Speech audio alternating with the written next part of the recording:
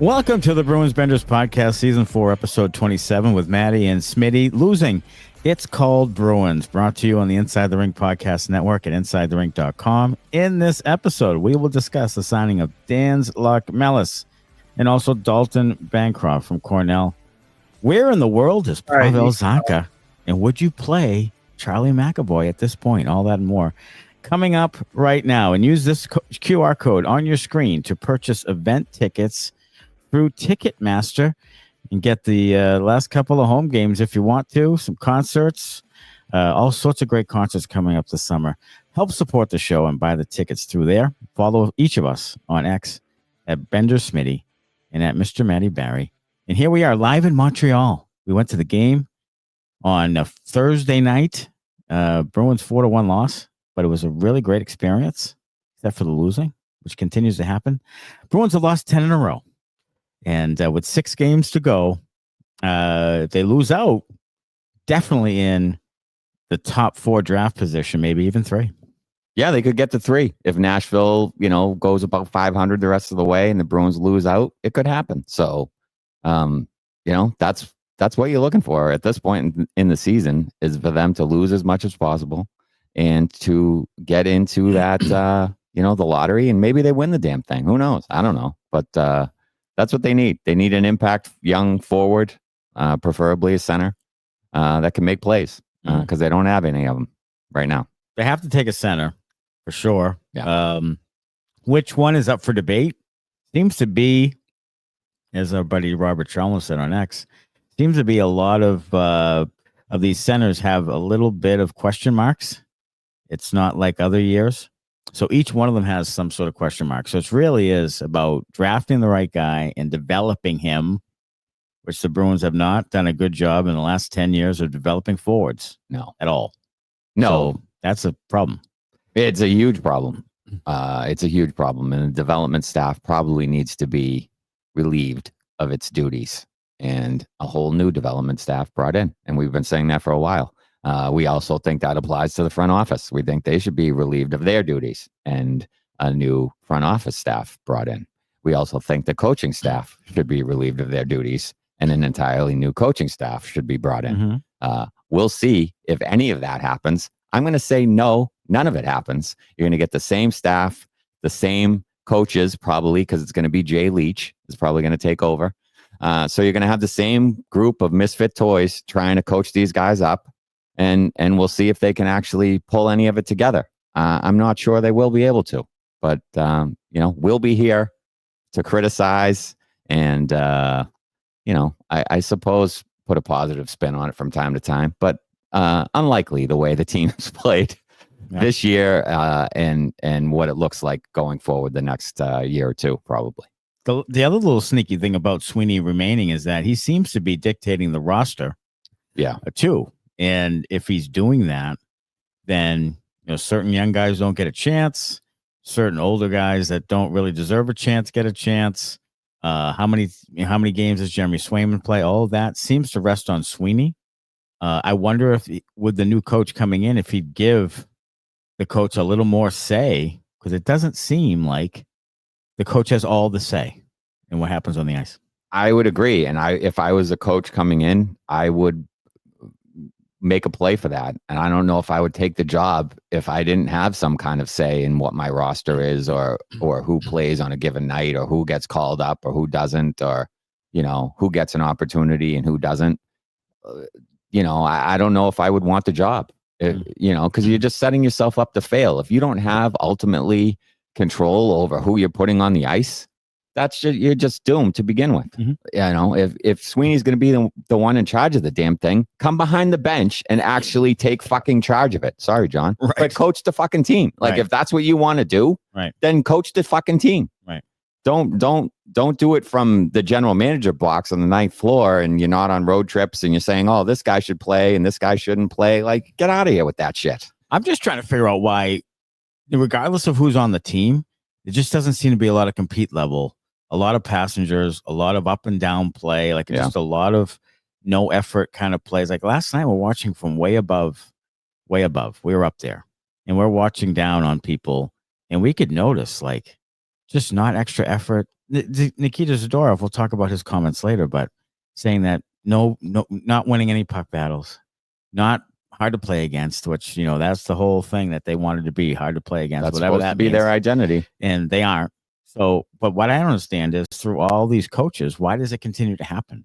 And I really believe it's because the general manager is kind of undermining the coach at times. Yeah. And they don't really have a lot of accountability when it comes to if you go out there and don't play well. Pavel Zacha was horrific against Montreal. He was bad for much of the game. -3 and just had no clue out there.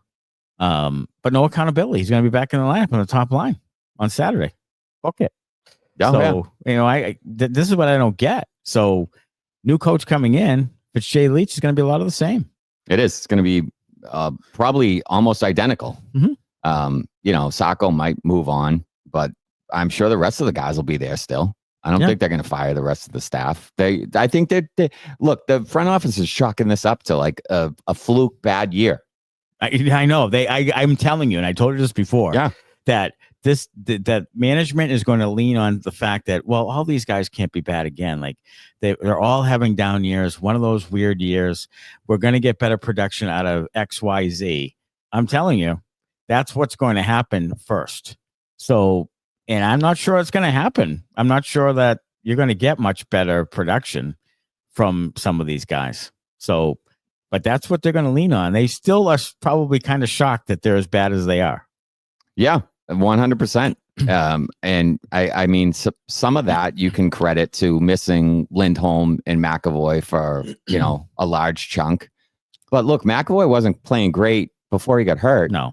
And, as much as we love Hampus Lindholm, he's not, Bobby Orr or Cale Makar. No. Like he would have made a difference, sure. But not this much of a difference. And scoring is a huge issue. Well, the scoring is the deal. It's a big deal. And so, both of those guys, as well as they are defensively, aren't scoring a ton of goals for you. No. So, it's really the forward group that Sweeney has completed here or brought together. That is one of the biggest problems.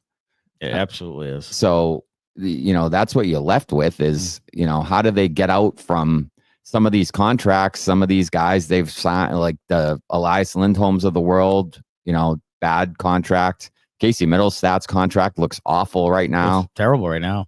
So, you have a bunch of guys on this team who you probably want to get rid of and aren't going to be able to, that you're going to have to hold on to, or you're going to have to eat money, or you're going to have to buy out. And that just sets you up for more problems in the future. Yeah, it's 100% true. Hey, before we move on, let's hit the like button, the little thumbs up there. Yes. And subscribe to the YouTube channel here at Inside the Rink. And you can get all of our content. You can actually get some subscription services coming up soon, too. And we'll announce that next episode. So do that right now. Hit the like button for us. 7 Chirps is sponsored by Lops Brewing, Lobster Brewery and Tasting Room in downtown Woonsocket, Rhode Island, specializing in small batch ales and lagers. It's open 7 days a week. Use the coupon code SPORTS for 10% off your online order at lopsbrewing.com and follow them at Lops Brewing for new beers and events on the social media. Chirp 1. Dan's Locmelis of UMass signs for $860K over 3-year entry-level deal. 8 goals, 25 assists for UMass. Had a very good year for them this year as a center, 6 foot, 175-ish left shot. 2022 4th-round pick who continues to progress every year. Now, what does that mean? I don't know. But right now, he's going to have an ATO with Providence and kind of show what he can do in practice and so forth. And then next year, that contract kicks in and he's in the mix. So they need center play. I think he's probably still projected as a bottom 6 kind of player, as they all kind of are. But maybe he continues to progress. I don't know. But he has shown more and more production every single year. So maybe he just continues to grow and become at least an option. Yeah, I think he'll be an option. I think, I think they hope he can get as high as like a second line center kind of a thing. Mm-hmm. But that's kind of wishful thinking, especially with the 4th round pick. Like, yeah, sometimes you hit strike lightning in a bottle or whatever. But those type of things don't happen very often. So, the best I think you can hope for is he's a really good third line center. But look, they have a bunch of third line centers right now. Yeah. And they have one that they're paying almost $8 million to. So he's not going anywhere. So what does that mean for a guy like Locmelis or any other center prospect that you bring in? Really? So they're kind of stuck with this roster. Where he fits in, I mean, he'll probably be in Providence for a few years. Will he get a chance? Maybe, maybe not. Kind of like Merkulov. Sure, he probably should get a chance, but will he? I don't know. Can they develop him? I don't know. So it's good that he had a breakout season at UMass. Hockey East was a great conference. So, he's proven he can play against, really good players. Will that translate to the pro level? Hopefully. He's going to play at the Olympics for Latvia. He's been one of the top players on the World Junior team. So there's some signs there of, positive play and a positive player and, something that fans could be a little bit excited about. But again, it comes back to whether the Bruins can develop him and whether they'll give him an opportunity to actually play at the NHL level. Yeah. Trip 2. Dalton Bancroft signs with the Bruins. Cornell University, played with Ryan Walsh, a fellow Bruins prospect on that Cornell team that made it to the NCAA tournament this year. Bancroft had 15 goals and 12 assists in the 36 games he played with Cornell. 6'3", 207. Big kid, plays physical game. 24 years old, so kind of an overager, if you will. And he's going to, look, he's a late bloomer kind of guy. As Mark Divers said, who's been on our podcast before, from Providence Hockey Journal there, he says that Bancroft may not see the type of offensive production in the pros as he did in college. And he's a straight line kind of north-south physical forward. So at the very least, maybe he replaces John Beecher. I don't know. I don't know. I mean, sounds familiar. The type of player that Dalton's going to be. Yes, but then you get the fact that he's scored more goals already than John Beecher has in any season that he's ever played. That's a good point. So, there's some upside there. There is. He is 24, so physically he's probably ready to go right now. I think he's on an ATO with Providence now, and then he has a 1-year deal. Yeah, that will kick in next year. And I don't know, is that a 2-way deal? Do we know? I didn't see it was a 2-way deal. So it was an NHL deal, and it's $950K. It's a pretty good price. So maybe they're banking on him being a fourth line guy. Roster. A fourth line guy for them next year, and kind of a tryout, wait and see kind of a thing, and see if he can produce kind of a la Justin Brazeau. I think Bancroft plays a little more physically than Brazeau does. I think he's a little bit better skater than Brazeau is. So, maybe he's, a real poor man's like Anthony Mantha type player. Big, can skate a little bit, can score a little bit. So we'll see. He's an undrafted guy.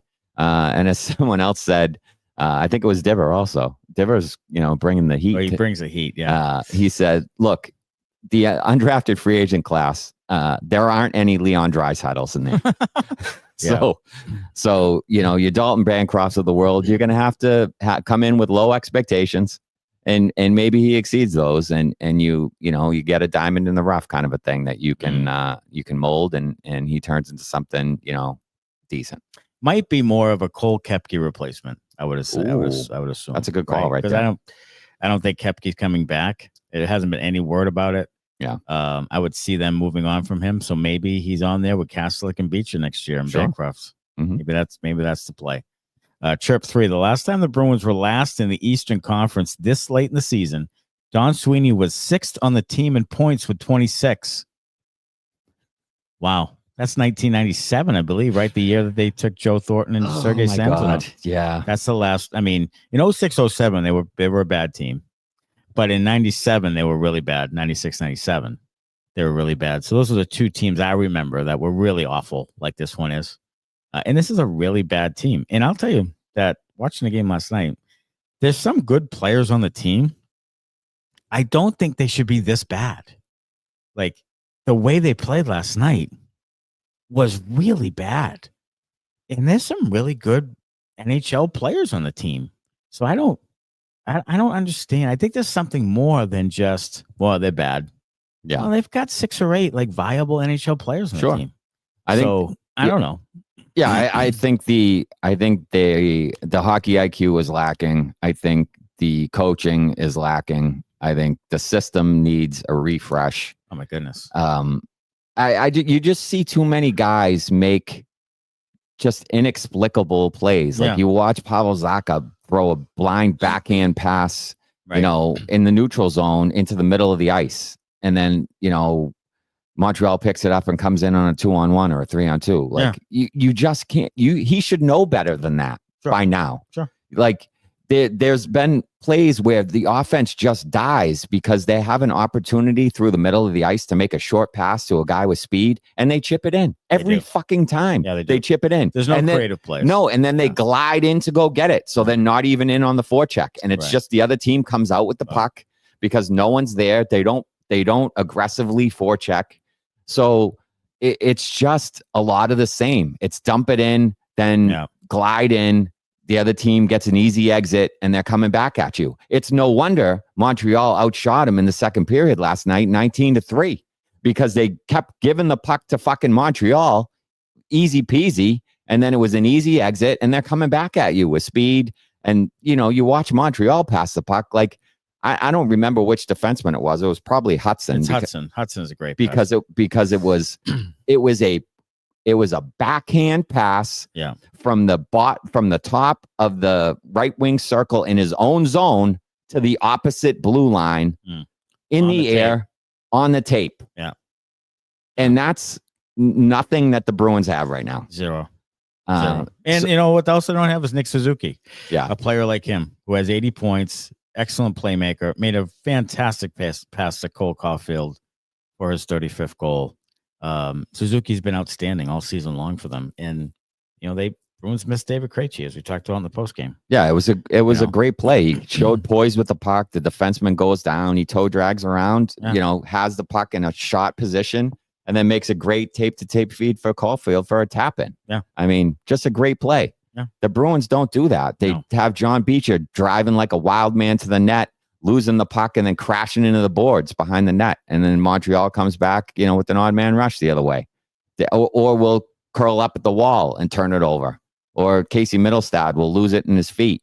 Like they just, they're offensively inept. And they, like you said, they have some decent players, but it just the IQ and the decision-making is off, and they're not held accountable for the bad plays. No. So they just keep doing the same shit because they can get away with it.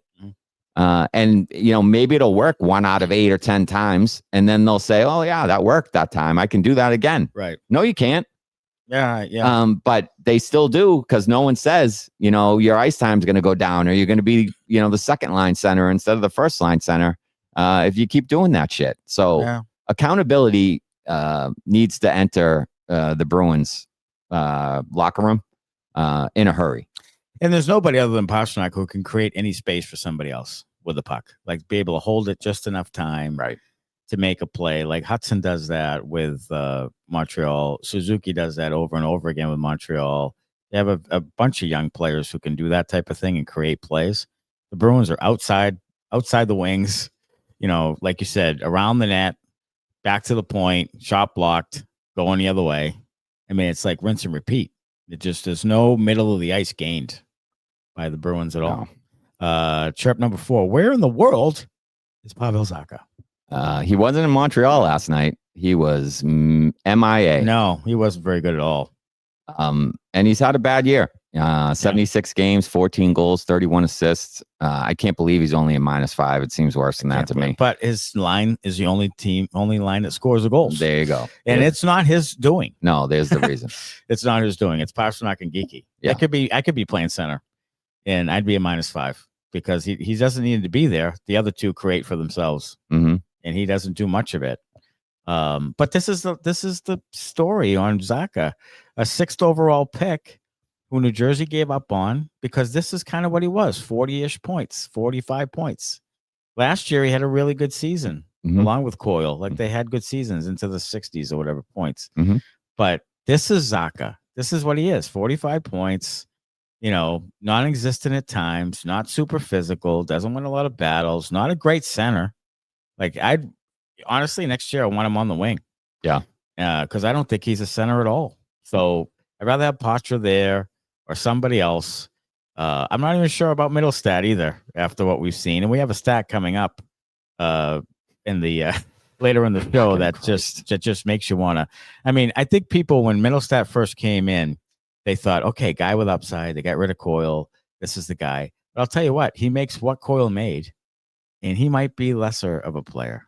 He's definitely lesser defensively. Defensively, he's a train wreck. He is a train wreck. He gave the puck to Brendan Gallagher. Yes. Wide open in the slot. He did. Last night. Like, wide open in the slot. He's lost right now. He's another guy who makes a ton of hope plays to the middle of the ice. Yep. And look, I am all for getting the puck to the middle of the ice, but there has to be somebody in the area. Right. He's not even looking to see if there's a Bruins player there. He's just throwing it to the middle. How many times in their own zone along the wall do they get the puck with their back to the play and try to make a play backhanded blindly? Like, all the time. Yeah. I've said this before. They have too many centers trying to play wing. Right. And they're not used to wall play.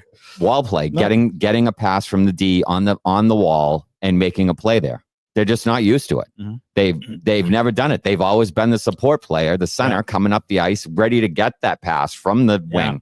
Yeah. And now they're the wing trying to make the play, and they all suck at it. All of them do. They all do. So you get what you get with the Bruins turning it over just inside their own blue line, which is one of the worst places to turn it over. And then the teams come the other way because the guys on the walls can't make plays with the puck. Well, it's the Bruins' old adage of 200-foot play. So what they said was, let's get as many centers as we can, because they used to playing 200 feet or whatever. But you don't play along the walls at all, and they lose battles night after night after night. Like, easily lose battles. And this is why. They have a bunch of centers who don't play along the wall. So this is what happens. And then the centers aren't good playmakers that they have. No. So they're not even great centers to begin with. So now you're bad. Now you're a bad team because of those factors right there. Chirp 5, Nikita Zadorov and Cam York. Some rumors out there brought up by one of our listeners, watchers, in the comments in the post game, that this could be some sort of a rumor or something that could be visited, this type of trade with Cam York. I'm kind of against it just because I know he makes a little bit too much money, but I've come around on Nikita Zadorov, and I think he's one of the guys you ride with, at least for the time being. I've 100% come around to Zadorov. I'm almost to the point now where I don't even think he makes too much money anymore. Yeah, he might not. I mean, with the cap going up, and I think he's shown some leadership. He's been pretty good, actually really good. Plus 15. Yeah, on a shit team. The only guy, outside of guys who are bit players who have played only a handful of games, the only guy that's above a plus 10 on the team. And he's plus 15. Everybody else is like even or plus 2 or 3. No one is close to him in that category. So he, since like December 1, January 1, he's been, really good. And he's sticking up for teammates, and he's kind of showing some leadership in the locker room with his comments. So I like Zadorov a lot. I'm not ready to give him up for a guy like Cam York, who I think is kind of a dime a dozen type of a. Yeah, I mean, there's some issues there with Tortorella, who crossed the line, who didn't, all that stuff. Right. I don't want another guy with issues or sensitivities or, I don't want another guy like that. I want guys who are tough, mentally tough, compete hard, love to play hockey. Let's start that culture here again. Yeah, that's what we need. That's what you need. Yeah. I don't want any babysitting, any reclamation projects. I don't want any of that. I want guys who just play really hard. Yes. And I don't know if Cam York is that guy. And I think I think it would be a downgrade because of what the intangibles that Zadorov is starting to show. So, and I think you haven't seen the best of Zadorov I don't think so either. Because I think, you give him another year just to gain familiarity here. Yeah. But playoff Zadorov, I think, would be an entirely different level. And I think that's why the Bruins brought him in initially. Yeah. They thought he would help them in the playoffs this year, and he probably would have, but they didn't get there. And I'll tell you, he said it. Yes. He was here to be playing the playoffs. Right. And he definitely raises his level of play, and he gets away with more shit. Absolutely gets away with more shit in the playoffs. So that's where his wheelhouse, I would say. 100%. Chirp 6, would you? So Charlie McAvoy's been back at practice, was actually in a regular jersey recently. Correct. 6 games to go. Mm-hmm. Would you actually consider playing Charlie McAvoy? No fucking chance. I don't understand. I get it, Charlie. Bravo. You want to play whenever you need to, whenever you're ready to play. I get it. But this is stupid. If you play right now, it's stupid. And it's not just because I don't want them to win and all that stuff. You can debate that thing. I don't want anything to happen to you to hurt you anymore in a meaningless friggin' game. Yeah. You haven't played in ages. Like, you haven't played since the Four Nations tournament. Yeah. So, no, coming out there again with 5 games to go is just asinine. This is where I fall on it. I don't fault the player at all. Players want to play. Same with Bergeron in the playoffs a couple of years ago. Right. This is up to the organization to fucking put their fucking foot down one time and say, no, Charlie, you're shut down for the rest of the year. And it should have been done already. They shouldn't be fucking entertaining this bullshit. No. Sacco should have done it. Sweens should have done it. Somebody should fucking do it and say, look, Charlie, we appreciate all the effort. Let's just take it into the off season. You can have a full off season, of training and get ready for next year. That's it. Like, you're shut down. We don't want you to come back in meaningless games and hurt yourself. We want you to be ready to go next year to play 25 minutes a night and be the player, we thought we were getting, that we signed, to the extension. Be that guy. Don't come back with 5 games left and give and do this bullshit. Like, we don't need it. We don't need it. They should have announced they could shut him down when they announced Lindholm. They should do it now. Yeah. Somebody needs to fucking step up and tell the player, look, we appreciate all the effort, but no, you're not coming back. Yeah, admirable, but no, sit down. No, not happening. And I agree 100%. If he goes out there, and he may not get hurt, and it may be fine, but it's just a stupid risk to take. Yeah. No reason at all. Yeah, the Bruins could be eliminated from the playoffs on Saturday. So if they get eliminated Saturday, they should come out after the game Saturday night and say Charlie McAvoy shut down for the year. Especially, how about this? Especially if he plays and then gets off-season surgery. Yes. Because that shows you he was really hurt and needed surgery, and you still played him in meaningless games. Wow. That will absolutely send me over the edge. That is going to crawl up my ass, and we will 100% talk about it. Yeah, we 100% will talk about the it. hairs across our ass will be plentiful. Chirp 7. Hey, former Bruins update. So anybody who was traded before or at the deadline, here are the updates. How about Trent Frederic, who hasn't played yet? He's been hurt, and he's in a jersey. He's actually one of the positives in the former Bruins. Because there's been some really bad ones. Justin Brazeau has played 14 games, 1 goal. Charlie Coyle has played 13 games, 2 assists. Brad Marchand has played. Charlie Coyle scored his first goal last night. Oh, he did last night. Oh, good for Chucky Weymouth. Brad Marchand has played 4 games with 1 assist. That game winner with Sam Bennett. Mm-hmm. Who else was traded? Oh, Carlo has an assist or 2 assists, I think. Yeah, and he's even. He's even 5-on-5. He's even 5-on-5. So look, those players kind of were what they were at this point in all their careers. I think Marchand will be a good player to have for Florida in the playoffs. Mm-hmm. And Coyle might be decent for Colorado in the playoffs too. I don't know what Freddie's going to bring to the table for Edmonton. Carlo in Toronto, I'm really interested to see how that works out. Me too.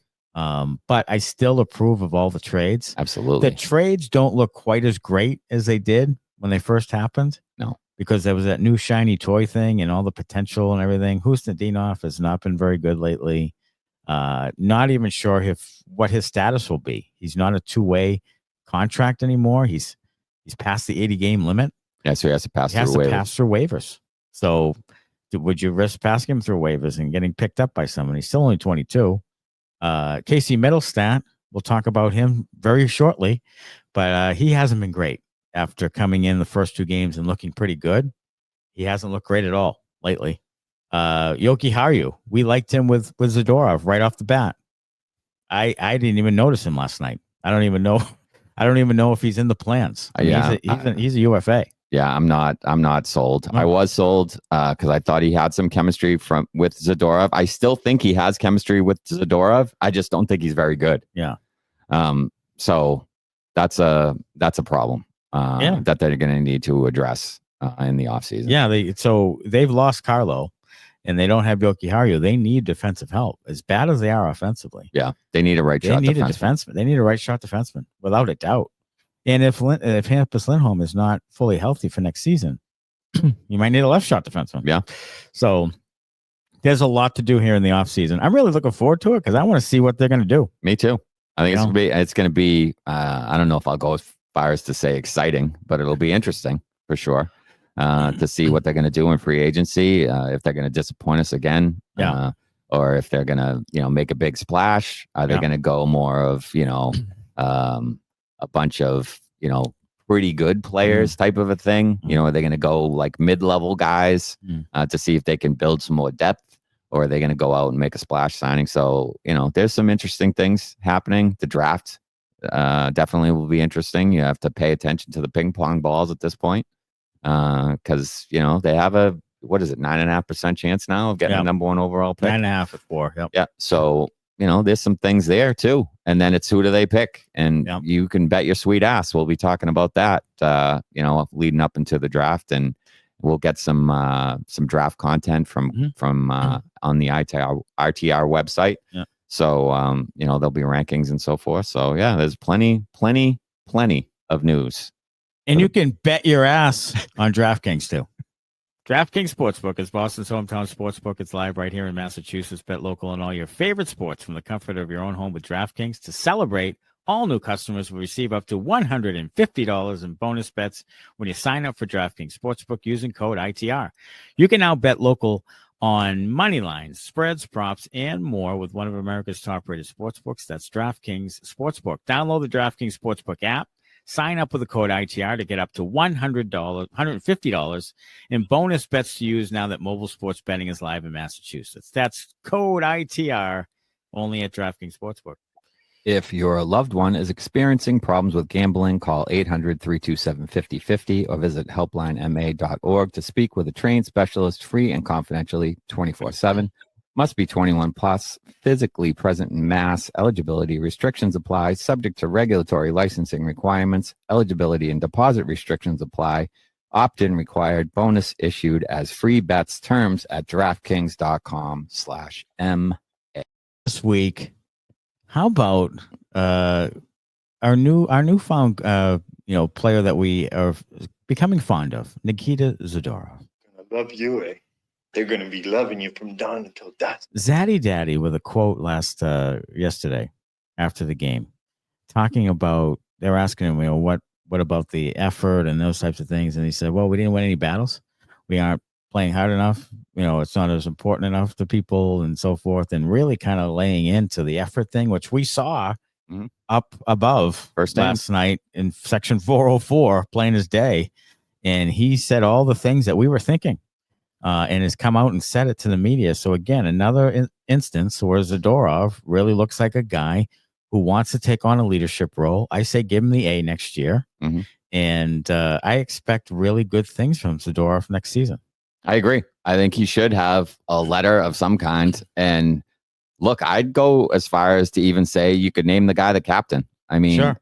Not necessarily sure Pastrnak wants it.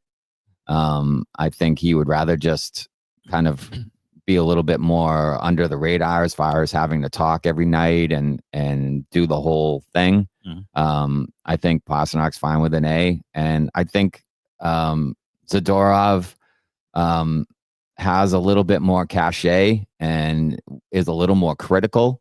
And I think as a captain, you need that than a guy like Charlie McAvoy would be, because I think McAvoy's a nice guy, doesn't really want to hurt people's feelings. I don't think he's necessarily going to be critical of guys to try to get them going. I think he's more of a lead by example kind of a guy. Like, I'm going to play hard. I'm going to be out there all the time.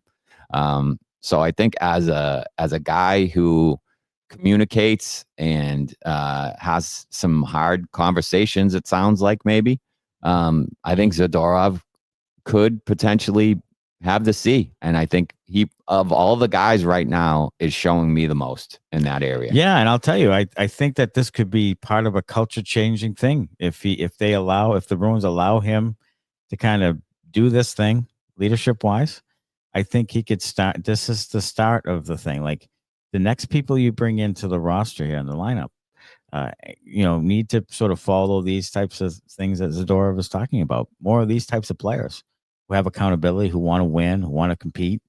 I don't think there's enough competitive fire on the team right now. And I know it's hard. And it looks like a team that knows they suck. Yeah. So they play that way. Like, any play that they start to make, you just see that they have no confidence that they're going to score or make a play. There's so many passes that are missed or just behind, just ahead. Last night, Thursday night, Fabian Lysell makes a great pass from the left wing to the slot. And Elias Lindholm is gliding. And it's just out of his reach. If he was skating hard and looking to make a play in the center of the ice, that's a wicked scoring chance. Yeah, very good great pass by Lysell. Mm-hmm. But it looks like an errant pass because Lindholm's a jackass and not skating right well. So, and then Lindholm talked last night about we got to play for 60 minutes and all that. Well, why don't you play like you preach, Lindholm? Because you're one of the guys who isn't doing it. There's battles to be won all over the ice from him. He doesn't win many at all. And, they just need more from him, not just scoring, but they need more from him as a complete player. Like, you sold me on the 200-foot thing and the baby Bergeron nonsense. Like, at least do that. And he doesn't even do that. So that's almost $8 million of fucking garbage right now. Yeah. And he needs to step it up. And he's been a teammate of Zadorov twice. Yeah. Calgary and Vancouver, now 3 times. You would think Zadorov would take him aside and be like, what are you doing? What's going on here? Yeah. You got your money and now you're just coasting through life. This is the problem I have with the whole thing is I'm not sure any of their roles are really defined. No. It's like you're the checking guy. You go up against the other team's best players and shut them down. Right. Like, I don't think any of that's defined by the coaching staff. And I think that's a coaching error. It's not like, look, Elias, you're our face-off guy. That I think is defined, and he's doing a good job at it. But other than that, I don't think there is anything really defined. I don't think they give roles to players. I don't think they're putting players in the best position to succeed. So I think that needs to change next year. Like, look, Elias, you're going to be our number one center. He shouldn't be, but you're going to be our number one center. You're going to play a 200-foot game. You're going to support Geekie and Pastrnak. You're going to get to the net front for tips and whatever. You're going to be the one that back checks. You're going to be the one that stays high so that those guys can play offense. You're going to be in the high slot like Bergeron was to take one-timers. So practice fucking one-timers from the high slot. Like, this kind of stuff. You need roles to be defined so that those guys know what their job is and then can do it. And I don't think the coaching staff is good with that. Like, Pavel Zacha is just out there going for a twirl. He has no idea what he's supposed to be doing. Am I supposed to play make? Am I supposed to be a shooter? Like, no idea. And then you have defensemen out there like Mason Lohrei. Like, what is my job? Like, play offense. But you have to be okay in your own zone. You can't pass the puck to the other team. You got to stop doing that. So this can't be a minus 30. Yeah, you can't be a minus 35. Yeah. Like, so there's shit that you have to kind of figure out. And they haven't done that. And that needs to happen soon. All right, Bender time. Bender time. Our Bender is the aforementioned Casey Middlestat. I'm a Bender. Casey with the Bruins. 12 games. 12 games, minus 13. Yeah. That's a pace of like minus 90 in a season. That is brutal. That's bad. I mean, I know his line mates, Lettieri's of the world, and whoever else, Husnadinovs and all these other guys are on there. But minus 13 is bad. He gave the puck to Brendan Gallagher yesterday. He looks lost. Like, he just looks like, talk about not knowing what you're supposed to be doing. I think Middlestat looked exactly like that last night. That's an example of it. I really think so. And look, he's only been here for a short time. So can he pick up the defensive system? Does he know where he's supposed to be on the ice? Probably not. Yeah. And that's not his fault because they don't fucking practice. Yeah, they don't. Again, today, no practice. Friday, no practice. Just throwing in the fucking towel. I questioned it on the postgame. I questioned whether they practiced. You did. And Friday they didn't. And and it doesn't appear that they do practice. No. They go for a morning skate. No, they've mailed it in. And they mailed it in. So, it's not all his fault. But he's still, playing hockey as long as he's played hockey, should know, where a center usually is in supports in the defensive zone. Usually, even if you play man to man or zone, like the center is down low, helping with puck battles and support, and he's just not doing it.